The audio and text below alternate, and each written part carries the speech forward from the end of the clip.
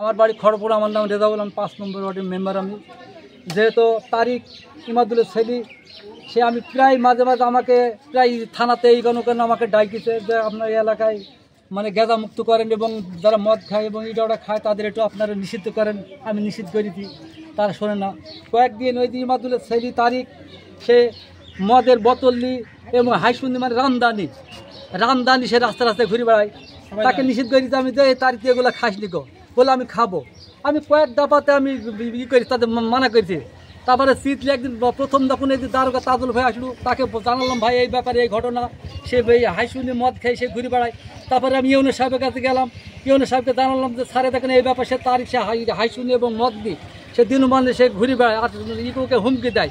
সেই হিসাবে ওনাকে মানা করার পরে সে একদিন কী করেছে, সন্ধ্যার সময় এখানে তাহিদুল ইসলাম নামে একটা ছেলে, উনি গাং নিয়ে দিতে মানে যে ভাটপাড়াতে মানে বিরিজ যাইছিল কয়েকটা ছেলে যাইছিল, ওইখানে দাঁড়ানোর পরই কোথায় তাহিদুল তুই দাঁড়া। হ্যাঁ, উনি বলেছিল যে তাহিদুল তুই মদ খাসনি কে, এগুলো মানুষের নিন্দে করে, তুই একটু ভালো চল, এভাবে তুই জিনিসপাতি খাসনি কো। এই কথা বলার পরে আস্তের সময় বললো।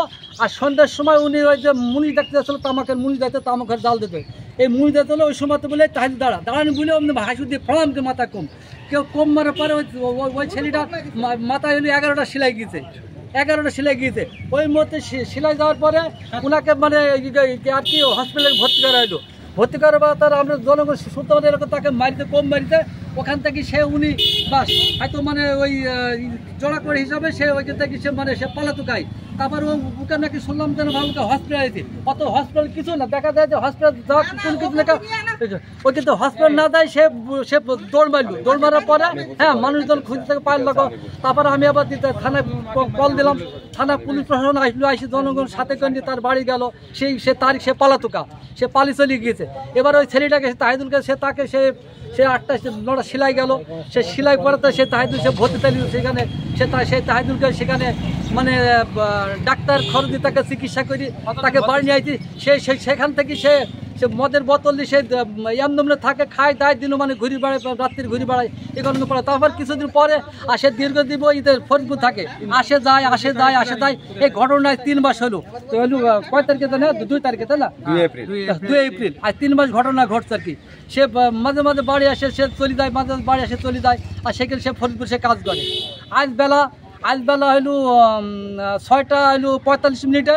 এর ভিতরে আমাকে হলো কি মানে ফরিদপুর থেকে কল দিল যে আপনি কি মেম্বার? আমি জি আমি মেম্বার। হলো মেহেরপুর জেলা থানা গাংনি গ্রাম ইউনিয়ন ধানখোলা খড়মপুর গেলাম। জি তো আমি আপনি কে বলছো? আমি কেন হলো আমি ফরিদপুর থেকে আমসার ব্যাটালিয়নে আমি কল দিছি। আমি কী হলো ভাই বলে এরভাবে তারিখ বলে একটা ছেলে ইমাদুলের ছেলে, উনি সকাল 6টা 45 মিনিটে উনি এলো মানে মুখ দিয়ে মানে ওই কি খাইয়ে ফেফড়া মুখ দিয়ে ফেফড়া উঠছে। হ্যাঁ, তা বলি ভাই আপনি ওটা দেখেন, একটু আমাদের গ্রামের ছেলে, আমার ওয়ার্ডের ছেলে, আমারই ভোটার, তা আপনি দেখেন। বল ঠিক আছে ভাই, আমি একটু দেখছি আর কি।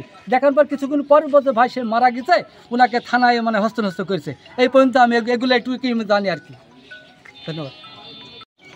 ছলনাকারী সে মানে সে থেকে মানে ভান করছে যে আমি খারাপ এই কথা বলি। সে কি করছে, সে মানে ভ্যানে থেকে দৌড় মারি পালিয়ে সে দৌড় মারি বলে যে কি বলবো, আমি তার গলার হাতে পারলাম না, গলার হাতে পারি তার গলাটা আমি ধুলে নিয়ে বেড়াতাম, দিয়ে 4 রাস্তা মোড়ে আমি দেখে নিয়ে বেড়াতাম। এই কথা বলি সে গ্রামে সে ঘুরে বেড়ায় আর কি। কিন্তু দীর্ঘদিন সে মানুষ কিন্তু ভয়ে সে আতঙ্কে থাকে, কেউ কিছু বলতেন না, বললে হয়তো কোপডম মারবি। এই যে তাহিদুলকে কোপ মারছে, এরকম মানুষের সব মানুষ আমার গ্রামবাসী এবং ভাটপাড়া এবং অন্য গ্রামে দেখেন, চিকিৎসাকে দেখেন। ফরিদপুর থেকে ভাই বাড়িতে আইছে, আবার ফরিদপুর গেছে, কাজে গেছে, আবার আসছে।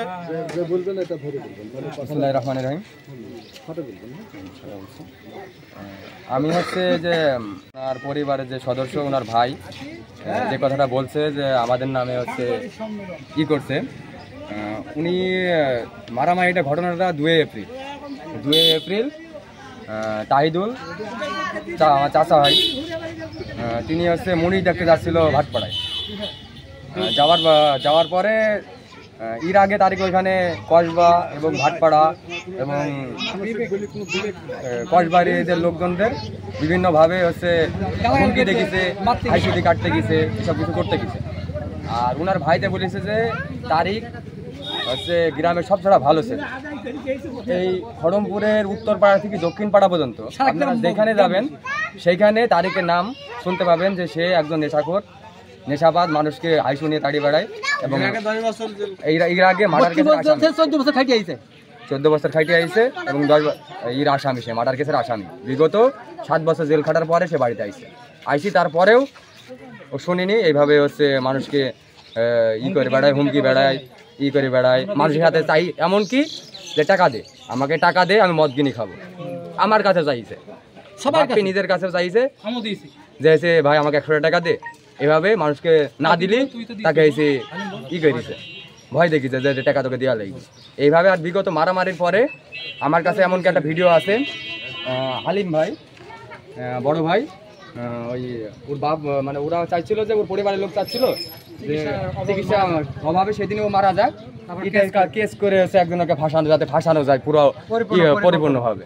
কিন্তু আমরা মানবিক দিক বিবেচনা করে এই যে ভাই হালিম ভাই নিজে হসপিটালে পাঠাই এবং তার ভাইয়ের হাতে আমার কাছে সম্পূর্ণ ভিডিও আছে, ভাইয়ের হাতে তার সুস্থ করি তাকে তুলে দিয়েছে আমার হালিম ভাই, এবং ডাক্তারও যে কে ডাক্তারকে প্রেসক্রিপশন সহ সবকিছু আছে, তাকে চিকিৎসকের বাড়িতে। আর হচ্ছে গত পরশুদিন ও ছোট ভাই নাম রিঙ্কু, গত পরশুদিন রিঙ্কুর কাছে ফোন দিছে, আমি তখন রাজার দোকানে বসে, তারিখ ফোন দিছে গত পরশুদিন, মরার 2 দিন আগে ফোন দিয়ে বলছে যে ভাইয়া ভালো আছে, আমি ওর পাশে, তারিখটা হচ্ছে রিঙ্কু হচ্ছে ওর ভাই ছোট ভাই ফোন দিছে, দিয়ে উনি বললো যে হচ্ছে ভাইয়া ভালো আছে না, বললাম হ্যাঁ ভাইয়া ভালো আছি, কি করছো, বলছে আমি ফরিদপুরে ভাই কাজ করছি, কাজ করে ওইখানে হচ্ছে থাকি, ওইখানে নিয়মিত কাজ করছি, এই যে জোন খাটে যে আপনার নিড়ানি চলে ফরিদপুরে এইসবগুলো করছে, ধান কাটা।